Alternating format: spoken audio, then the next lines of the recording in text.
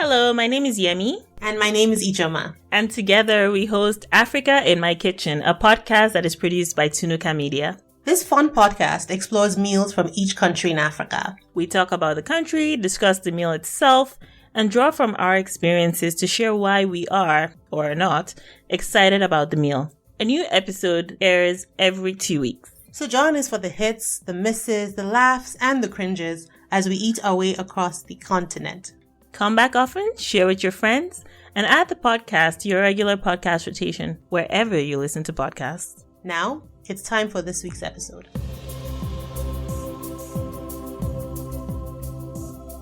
Hello. We hope you're all doing well today. Today on Africa in My Kitchen, we are doing something a little different. This episode is our very first special. Yes, on our specials, we won't just be talking about one dish from one particular country, as is the norm that we typically do here. What we'll be doing is looking at food that is similar across different countries on the continent. Exactly. Or at least different foods that are made with the same major ingredients. Yep. So our first special will be on two things that almost everyone would love to a certain extent. It's going to be on coffee and donuts. So today we'll chat briefly about coffee and the different kinds of donuts that are native to the different African regions. Some people may not know this, but coffee is believed to have originated in Ethiopia, which is in East Africa. It eventually spread to the Arabian Peninsula, and coffee trading started from there. Coffee is actually not an everyday beverage on the continent compared to, say, maybe hot chocolate and tea. Tea became a big thing in Africa during colonialism, and it's kind of taken off from there. So you have some people who drink coffee, but I think tea is a lot more common. So some places will drink coffee, like we said, like for instance, Morocco. I think Morocco is a place where coffee is drunk pretty often. And a country like Senegal, for instance, has specialized coffee drinks. For instance, Café Touba. Café Touba is a really sweet coffee drink that is made with coffee, of course, with spices like grains of psyllium or African black pepper, cloves, and lots of sugar. A lot of countries as a whole don't typically drink coffee over tea. But in a country like Ethiopia, coffee is pretty much a big deal. Ethiopia even has a coffee ceremony where the host roasts fresh coffee beans over a fire and then grinds them and serves with added spices. There's a whole ambience thing that is involved, and there's even burning of incense throughout the ceremony. The coffee is then poured in a certain way from a foot above the cups, and you can drink it with some snacks like peanuts or popcorn while everyone just chats and socializes. So if you ever visit Ethiopia, please check it out. And if you can, let us know about your trip. Send us pictures. We'd love that. Exactly. I don't think the coffee ceremony is done every day in every household that drinks coffee, because the whole ceremony can take about 2 hours. And I think people have to get about their day. But some very traditional households might still do it and can be done as a welcome for guests. Yeah, to make it perfectly clear, there are still people who drink coffee as part of a morning, everyday ritual, just as their preferred beverage. It is not just as common as other parts of the world to have a place like a McDonald's or Tim Hortons, if you're Canadian, where you can just grab a coffee to go. On the flip side, there are several countries that are major exporters of coffee. 21 out of the top 50 countries that produce coffee are African. We have more information about this on our blog, so don't forget to check it out. Now let's talk about the yummy donuts that we made. Our donuts don't necessarily look like your typical round-shaped donut, but we're classifying them as donuts on our show because they're basically fried dough, which is kind of what donut is.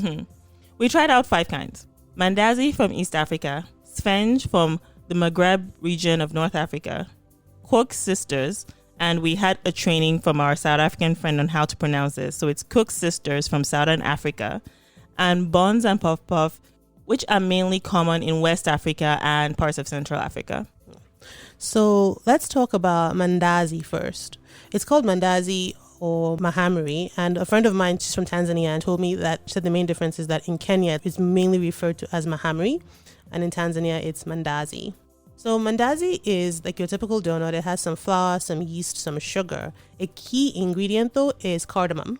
And it also has, depending on the recipe that you use, it could have some dried coconut flakes and coconut milk, which is what we had. So you basically make the dough, you let it proof for some time, which is leaving it for the yeast to rise.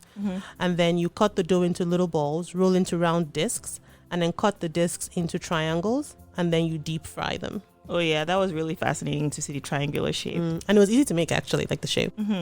So next we have Cook Sisters from South Africa. Yes. So the dough for Cook Sisters has not a lot of sugar. The sweetness comes from the syrup that you have to make with it. So the syrup is made from sugar, cinnamon, lemon, and ginger. The syrup you make has to be really, really, really cold. So the instructions said ice cold. And what you do is you make the dough, you roll it out, and then you cut it into little rectangles, and then you braid them kind of like you have a French braid. So that's really, it has It's a really pretty. Yeah, it's a very pretty shape. And then you fry. Now, immediately you bring them out of the piping hot oil. You have to dip it straight into the ice cold syrup. And that's kind of what creates this contrast between the crunchy outside and a soft, fluffier inside. And then, and then when you cool it, you can really taste it. And so the next donut we have is called Svenge, and it's from Northern Africa. I found this one to be the easiest to make. You just need flour, yeast, salt, and water. If you have a bit of a sweeter tooth or you want a little more sugar, you can make a glaze for it, but that's optional. I was not making two glazes, like two syrup things. So I just sprinkled sugar over it, but I kind of liked it without the sugar. Anyway, it doesn't really make a difference. So you make the dough, you leave it to proof, and then the shaping part is really easy as well. After you've proofed it, you just pull off a piece of dough, make a hole in the center of the dough, and then just stretch it into a ring. So if you look at the pictures of Svenge, you see that they're not perfectly shaped rounds. They're a little bit imperfect, for lack of a better word. Yeah. It looks like your typical donut, which is round with a hole in the middle, but it's thinner. The edge of the donut, instead of being fluffy and big, it's thinner. The hole in the center is much bigger. Our last two donuts are from West and Central Africa. They're going to be buns and puff puff. We say puff puff because we're Nigerian, but other West African countries call it something else. So Ghanaians call it bofrot. Ivorians, Cote d'Ivoire call it bofloto. Togolese call it botocoin in Togo, and Liberians call it kala. And in Liberia, kala is eaten with a hot pepper sauce, which I found is interesting. Yeah, I've heard people, like even in Nigeria, some people put a little bit of pepper in their puff puff. I've heard of pepper and I've heard of onions. I think I've tried puff puff with onions. I haven't tried it with pepper before. In the Democratic Republic of Congo, puff puff is called mikate or mikat, and then sometimes they're just called beignet, and that's because of the French influence, because beignet is French for donuts. Okay. Then there's buns. I can't say for sure if buns are specific to Nigeria, but when I looked it up, it only seems to come up under Nigerian recipes. Puff puff and buns kind of look similar, but buns is a bit crunchy. It looks crunchier on the outside, like it looks a little bit harder on the outside. I think the main difference, puff puffs, because of the yeast, so the consistency of a puff puff is more doughy, but the consistency of a bun is more cakey. Oh, okay, and it's denser. Yes. Right? So puff puff is more airy and it's more doughy when you stretch it. Yeah. Denser? Interesting. I find. Because for me, I found it to be, like for me, the most perfect buns I've ever had, like crunchy on the outside, like you said, but kind of light on the inside. Not so stretchy, but anyhow. If you are familiar with what we described as buns, but you know it as something else in another African country, let us know on Instagram or on the blog. We are always happy to hear from you. So as we were saying, we're talking about the differences between buns and puff puff. In terms of making it, basic puff puff has flour, sugar, yeast, water. Sometimes it has nutmeg. And when you make it, you find the consistency is kind of like a really thick batter. So quite, not a dough, but not quite cake batter. It's kind of in between. Buns, on the other hand, does not have yeast. Its rising agent is usually baking powder. Yeah. It also has eggs and it has milk. And the recipe that we used didn't specify this, but I have found that if you want to give that distinction between a crunchy exterior and that lighter interior, using cold water to make your buns really helps. Okay, interesting. All right. So, Ijama, why don't you kick us off? What did you think of the meals? You know, we can start. You can pick anyone at random. You don't have to go in any particular order. I'm going to start from the one that gave me the most stress and was also my favorite. Okay. Mandazi. Oh my God, I almost cried. So with the mandazi, I've had mandazi before, but the first time I had it, I was a bit put off because I thought the cardamom taste was too strong for me. So I always associated that with mandazi. So I said, okay, I'll try it again. But I really liked what the coconut did and how the coconut worked with the cardamom. Anyhow, I looked at this recipe and I thought to myself, well, this doesn't have as much cardamom as I thought it would have compared to the amount of dough I'm going to make. But I followed it. And when I tasted the dough, I felt, well, there's not enough cardamom in this. It just tastes like a donut with coconut milk in it. Anyhow, I left it to proof. Actually, first of all, the recipe didn't specify the kind of yeast. That was the big thing. Oh. And for me, there's a lot of confusion between active dry yeast and instant yeast. Active dry yeast takes a lot longer to rise. Instant works really fast. And they've not been able to find anything definitive that says, can you substitute them one for one? It seems like you can, but it'll take less time for instant yeast to rise. So I think maybe it takes like a third of the time it would for active dry. So I actually prefer instant yeast. You just have to keep watching it to make sure it doesn't overrise or anything like that. So with the mandazi, I was supposed to let it rest for about, I think, 40 minutes. So I use instant yeast. And when I make, for instance, puff doesn't take more than 30 minutes to rise. I waited 40 minutes, nothing. It looked like nothing was happening. I waited an hour. It looked like nothing was happening. I started getting stressed. I put it in a slightly warm oven. You don't want it too warm so the yeast doesn't die. This mandazi did not rise for almost 2 hours, and I used instant yeast. I was getting very confused, so I just gave up. And when I looked at pictures, to be honest, I'm not sure it rose as perfectly as it should have. I think it was a little too flat. So I think next time I would add more yeast because I found a different recipe that had a lot more yeast for about the same amount of dough. I found this out later and had a bit more cardamom, which made a bit more sense to me. But that one didn't use coconut milk. Anyway, so I was very frustrated, very stressed out. Why wouldn't this stupid dough rise? I was very upset. Anyhow, I brought it out. I started to cut it. And I was like, honestly, on top of everything else, the cardamom, I cannot taste any cardamom in this. So I grabbed some cardamom. Keep in mind that I've already rolled this into a ball, into a dough. So you really shouldn't be adding anything more to it. But I'm stubborn like that. So to this piece of rolled dough, I now added something. Of course, it was a mistake. It was coriander, guys. Oh, God. You added what? I don't know why this keeps happening. No, have you seen coriander and cardamom? Yes. Do you know how similar they look? Don't you have labels on your bottles at home? And they both started with C. I grabbed.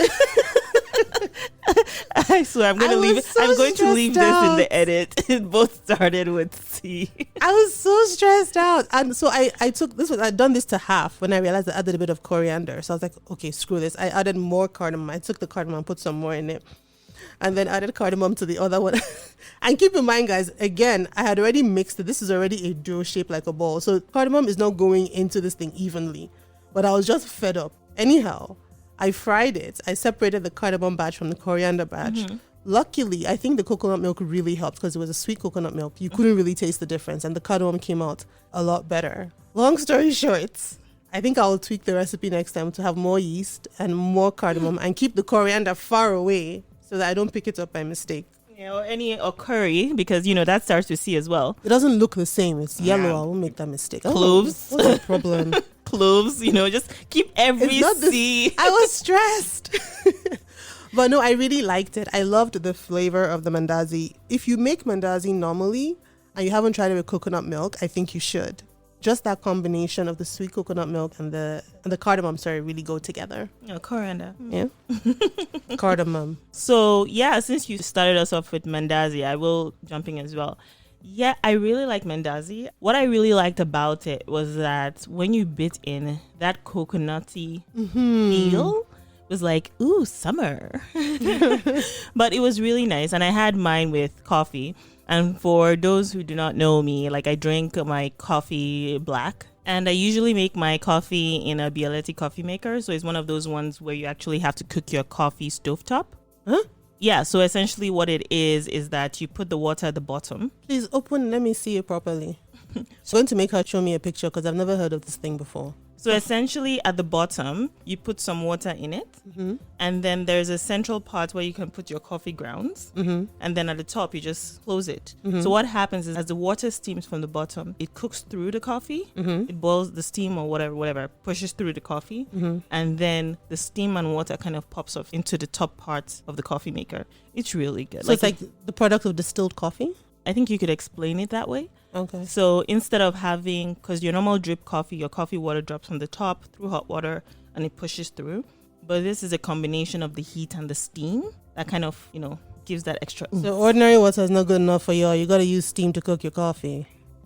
Whatever gets the caffeine to the right spot there. Okay. I'm not a coffee drinker, so this is news to me. So yeah, I had all of my donuts with coffee, unlike somebody here who did not. Also, for my fellow coffee drinkers, I have a life hack for you. Especially if you drink your coffee black, don't try this with milk. It might come out gross. Try adding a slice or two of fresh ginger to your coffee. It will change your life. Thank me later. It is actually the best thing. I usually buy fresh ginger and then I chop it up into cubes and leave it in the freezers. And when I make a cup of coffee, I pour my coffee into a cup or a mug or whatever. And then I drop 1 or 2 cubes of the chopped up ginger. It gives this, it's just like, it's amazing. Was it like a zing? What does it do? No, it's almost like, it's like a minty addition to the coffee. It just adds an additional flavor. And I find it really hard to explain, but try it once. Okay. And trust me, you will not want to stop trying it. So just a little bit. Don't overwhelm your coffee with the ginger. But yeah, it's just a life hack. I was just gonna ask, how big? Like, would you say like a finger or? Yeah, just like a third of your index finger. Yeah, a third of your index finger. So it's just tiny cubes. So just like little chopped up ones. And depending on how you play with it and how much you like the flavor. So when you try it the first time, you can actually play with how much ginger you want to add into it. And ginger is great for you anyway. So I found it as a very nice way, and I've recommended it to my coworkers. And yeah, it's actually pretty nice. Anyway, I'll go back after I've given you guys my life hack. How long? Sorry, just one quick question, Yemi. How long do you leave the ginger in the coffee for before you drink it? I leave it in. So I drink the coffee with the ginger left in it, and till the end, and the ginger is usually there. So it's usually just the ginger, the coffee, and half a teaspoon of sugar. Oh, okay, cool. Yeah. So I really liked the sweetness of the mandazi and the coconut feel. For me, it was kind of dense, so it wasn't necessarily what you would call fluffy. I really, really loved the coconuts. These cardamom didn't really stand out to me in this version because somebody added something else that starts with C. It's because she doesn't have good taste buds. That's why. There's also that, but mostly because someone added something else that starts with C. That was my experience with mandazi. So yeah. Cool. And I don't know if we specified. We said it's eaten in East Africa, but specifically the countries that are very big on it are Kenya, Tanzania, and Uganda. Okay. I don't think we specified at the beginning. Yeah. So next thing was sphenge. I liked that. I think that was it wavered between my second and my third favorite, mainly because sometimes I don't like sweet things. So I was actually perfectly happy to eat the sphenge without sugar and maybe just a slight dusting of the sugar. It was crunchy on the outside. I feel like I'm going to say this a lot because a lot of the donuts were like that. It's like crunchy on the outside and then on the inside kind of fluffy because I had them like fresh and hot. So this is, like we said before, eating the Maghreb region. I saw it come up a lot regards to Morocco, where it's often sold as a street side snack. It hovers. Some days I feel like it's my second favorite. Sometimes I think it's my third. Yeah, me too. For that one, for sure, I think it came up as my favorite. And the reason was because it wasn't too sweet. Oh, okay. And again, like I had them all with coffee as well. But for this one, I can remember it feeling like I was just having a cake almost. A cake with coffee. Honestly, you guys, the day I was having these things, I was luxuriating. I was on the balcony, sitting under the sun. I felt like a little bit of a queen. So I was really luxuriating in my life. But essentially, with this one, I think what I really liked about it is that it's much crunchier than a typical donut. Right? And so it comes off almost like fried dough to a certain extent. So I think I know what you mean. Like, it's not a cakey donut. No, it's not a cakey donut. And the crunch is most of it. So you know how when you bite something that's crunchy, you have so much dough on the inside that you can still chew on. So with this one, I found that when you bite on it, it's almost like eating something that is just primarily crunch. Oh, so that must have a side of dough.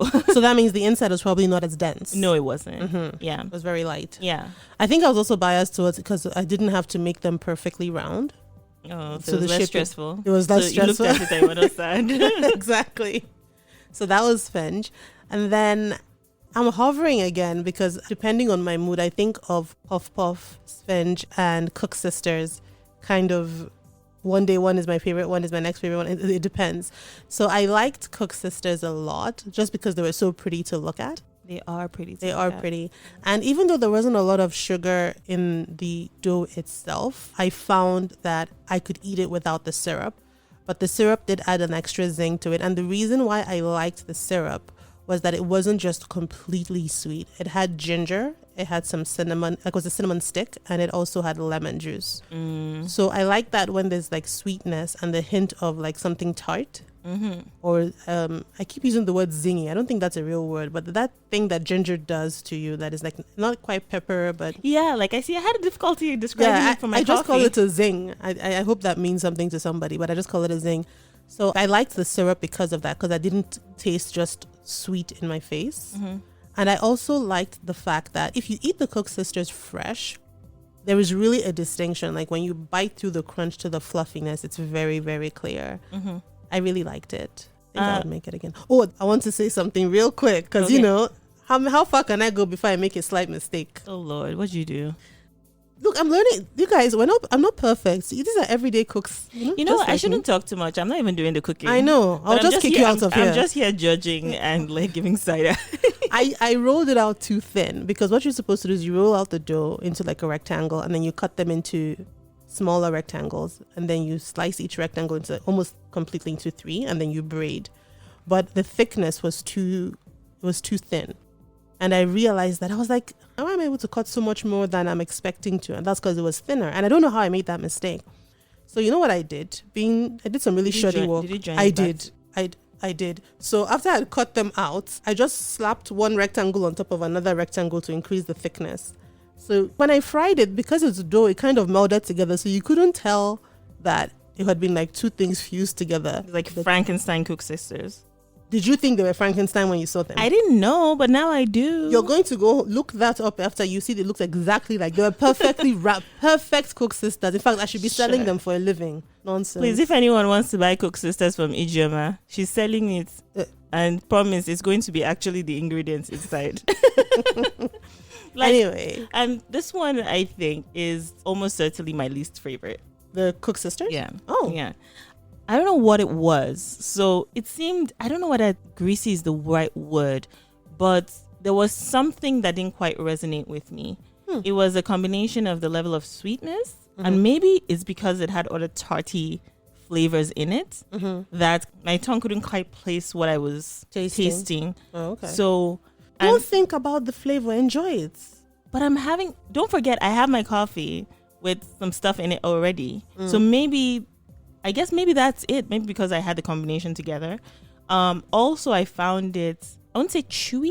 In general, I like my donuts, for lack of a better word, doughy. More doughy than light and fluffy. So when I'm eating a donut, I like to chew into it real hard. You know, when I bite, I like a large proportion entering my mouth. So I like the doughy, dense feeling. But you didn't mind that with Svench? No, because it was really crunchy. So it didn't feel like I was really eating a donut. It kind of felt like I was eating like a crunchy snack. Almost like chin chin, but not really. What? It was as hard as chin chin? It wasn't as hard, but it was like, okay, so to me, it was like eating the ends of a pizza. Really? Yeah. So because when you eat the ends of a pizza, like you eat the circle around it, you bite into it. So it's primarily crunchy, but there's a little bit of dough inside, right? But if you're eating those ends, it's because you like the crunchy crunch with a side of dough. So that's what Svench was like for you? That's what Svench was like for me. Versus if I'm eating the center of the pizza, in that case, I know I'm getting more dough versus anything crunchy at all. So with Svench, it felt like, and I like the edge of, pizza. So to me, that's what it felt like. I was like, oh, it's just like eating there. So I can imagine having this with even tea. You know, it's kind of like a side snack or something that you just toss in your mouth. But with the Cook Sisters, it wasn't quite Svench and it wasn't quite doughy. Anyway, let me make this absolutely clear. It was not bad. It's actually good depending on the type of thing you enjoy. Fair enough. You know, some people like popcorn with salt, some people like popcorn with sugar. Yeah. We all like popcorn. Yeah. Well, most people like popcorn. But for me, when I ate it, I'm like, Mandazi would come up way ahead of it. Okay. That's fair. And then we have puff puff. It's hard to say anything bad about puff puff. I could. What? Okay, Yeah. well, let me talk first then. I might be biased because I'm Nigerian, unless you're Yemi, but I might be biased because I'm Nigerian. I love puff puff. And I felt like it just came together. Puff puff is the kind of thing where recipes vary. And in as much as you're generally talking about the same thing, consistencies can be different as well. But I liked this one. It was chewy. It was a bit sweet. It had that right amount of yeast to give it that slight smell of, not fermentation, but you know what I mean? That yeasty smell. I liked it. And I like puff puff. You know, I'm just going to lay it out there. So don't come for me, people. But I really do like puff puff. What I don't like is when I make puff puff, I don't dislike, I hate the way the puff puff dough or whatever you call it is slimy in your hands as you're frying it. It's the most disgusting. It feels like slime. And it's kind of... Do you know how to drop that thing properly? Do you know how to drop? I can't do it. Oh yeah, put it through. You kind of put it through like this. Yeah, I can't. So some people don't seem to realize this. Like making puff puff, you have to obviously drop dough or batter in oil. And with the way puff puff is, if you're not using some kind of equipment to do it, it's either you know how to do it or you don't. And the people who know how to do it don't understand how the people who can't do it don't know how to do it. Yeah. And the people who don't know how to do it cannot for the life of us do it. Yeah. It's like some kind of weird skill. So like you kind of grab it and it's like you put it through your index finger and your thumb and you just kind of squeeze it out in small bits. But the thing is that it's between your fingers and I hate the feel of slime. And so it always feels like there's something squishy between my hands and my thumbs. And honestly, people, it's one of the hardest things to wash out. If you by mistake have that slime go into like the baskets you have to drain your sink when you're washing up, it is so disgusting to clean up. It is so hard. I hate it so. That's my least favorite part. Oh, okay. Of puff puff. That's it. It's not like it's slime. It's more the annoying consistency of flour to water. And everything keeps sticking, even when you try to wash it off. Yeah, and it takes a long time to come off, and it must feel like something like an alien is growing in my fingers. So that is what I said. I could say something bad about it. Trust me, puff puff is my least favorite dough thing to make. It is, and it does take up a lot of oil. Like you have to use a lot of oil to deep fry it, and that was something else I didn't realize, because when you try to be healthier, you don't use as much oil. But I've noticed that if you don't use enough oil for the batter to sink in completely, it'll be flat. Yeah. So if you're trying to make puff puff, honestly speaking, there is no healthy way. I don't think there's a really healthy way to do it. There's no healthy way you to just do it. Just cut your losses. And here's the thing. I'm all about eating healthy, and we're here all about doing things in moderation. Yes. So when we eat all 5, we kind of did it in some sort of moderation. So we're all about moderation, but enjoy your food. Yes. Please just enjoy it. Whatever you're going to eat. And this is something I've told Ijoma over the years that we've known each other. We've known each other over 5 years now. Me, if I'm going to eat the calories, I'm going to make sure that I enjoy every bite of the calorie that I'm eating, because I'm already going to eat it. Why must I suffer myself? So the point at the end of the day is moderation with some, be cognizant of your diet and exercise. But trust me, puff puff, there's no healthy way. If you're going to eat it, just eat it and enjoy it. Enjoy yourself. When you finish, if you want to work out, work out. If you want to go to bed, go to bed. Exactly. Do your life. Live your life. So that's it for puff puff, I guess. The last one is buns. That was my least favorite. And I was expecting it to be my best. Well, because I don't eat buns often. I eat puff puff more, so I was looking forward to eating buns. But I found for me it was too eggy, and I have a thing with egg. I can't eat a regular fried egg. I don't like the smell of raw eggs. I actually don't like the smell of eggs, period. To make an egg, some people will eat an egg, add salt, pepper, and fry it just like that. I need to have lots of stuff in it. I need to have veggies. I need to have seasoning. Almost like half of it is egg and half of it is something else. Otherwise, it gets to my nose and it really bothers me. Yeah. And I'm very sensitive to it. So when someone's frying an egg, I can smell it from upstairs. I get irritable, actually.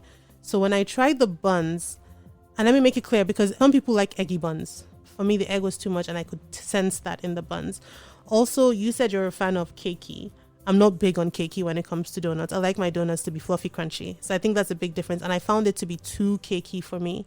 It was actually my second favorite after Mandazi. Look at that. It was Mandazi, buns, Svenge, Puff Puff, and finally Cook Sisters, in that order for me. I think for me, it was Mandazi first. This is why I struggle. 2, 3, and 4 were a struggle for me. If I had to pick, I would say Mandazi, and then Svenge, Cook Sisters, Puff Puff. And I think Puff Puff is 4th just because I'm more used to it. It was not a novelty. And then the 5th one was buns. In fact, I don't think I ate more than 1 bun. Oh, yeah. I ate lots. I didn't. I was waiting for more of that crunchy versus fluffy feel. And all I got was cakey. And I didn't like it. What I would do differently is I think I would use less egg if I were to try it again. And I would definitely use cold water to try and see if that would help with the crunchy effect. Yeah. Oh, and I do have another life hack for you guys. Because Ijema was so kind to make a lot and we didn't want to finish everything in one sitting.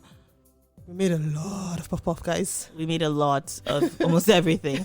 A lot of these can be stored in the freezer. You keep them in some freezer bags and keep it in the freezer. It can be stored, I think, maybe up to a week, just over. So don't store it too long. Avoid freezer burn. But if you want to warm it, don't make the first mistake I did. Don't warm it in a microwave. Put it in an oven. Don't refry it. Put it in an oven. What I have is a small toaster oven. It's really small. It sits countertop. So if you put it in a tiny oven, just set it such that the heat is not directly on top of whatever you're warming. So the way I usually do mine, I put a pan between the heating element and the bun. And so what that does is that it just warms it from the outside in and keeps the crunch. Don't put it in the microwave. If you do, it becomes really, really chewy and it becomes really, really hard really, really quickly. But if you actually put it in some kind of toaster, or not toaster, the one facing upward, so kind of the oven type toaster. Yeah. Almost like a bagel thingy, like that thing they use for toasting bagels in hotels. Yeah. So if you do it on top of something like that, or if you put it in an oven, depending on what quantity you make, then you can actually keep that taste for longer. And that makes sense too now that I think about it, because I don't know if you ever tried to microwave bread. It's not very nice. Yeah, I did a it while goes ago. hard. And yeah, then it just goes like hard. what you described. Yeah, so you don't want to do that. So just a hint for you guys, you can make lots, you can store it, and then you can warm it however you can. Okay. So can I say something? I want to say something. No, you don't have permission. Whatever. While I was making this, my friend sent me something, a post about puff puff and buns. And it made me do some serious reflection about how far Puff Puff has come in the world. So Puff Puff made you reflect on life? It did, actually. Okay. It was a life hack, a life lesson. Because I grew up with Puff Puff being mainly a street food. So it's like a street side snack along with buns. I don't know if it has always been at weddings, but I feel like somehow Puff Puff has been elevated to a very serious level. Like no wedding is complete without Puff Puff. True. No, like if you buy small chops, which is like a platter of hors d'oeuvres, I guess you would call them Nigerian hors d'oeuvres. It consists of little bits of finger food. Puff Puff is always there. Everybody's mood is lightened with Puff Puff. It doesn't matter what station of life you are in. Puff Puff has done a really good job of elevating itself. So guys, don't be a bun, be a Puff Puff. Who you hang out with really matters in life. Oh Lord, I'm done with you. Anyway, so that's all from us, friends. Let us know what you think about this special. We think it will be a really nice way to kind of break up the monotony of going just from country to country each episode. And we both like buns. One of us likes coffee. And so we thought this was a great way to start. Give us your feedback. Let us know what you think about the specials. We have a few more planned out over the next couple of months. Don't forget to check out our blog. We have really awesome pictures, if I don't say so myself. And if you do decide to try them out, let us know what you think, especially if you try making Puff Puff and it's your first time making it. Let me know what you think about the consistency of the Puff Puff, especially when you're just about to fry. We hope you learned something new today, guys, and that you enjoyed our very first special. We have more specials lined up for the future, like Yemi said. And of course, we'll be back in 2 weeks to chat about a dish from the next country on our list. And you can guess which one it is in the comments. We'll see you then. Bye.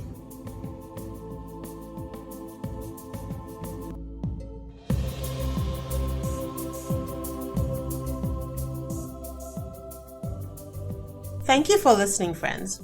As a reminder, the podcast is released every 2 weeks. Follow Tunuka Media on social media, including Instagram, YouTube, Facebook, and Twitter, to connect with us and be on the forefront of upcoming shows and program schedules. Links are in the show notes.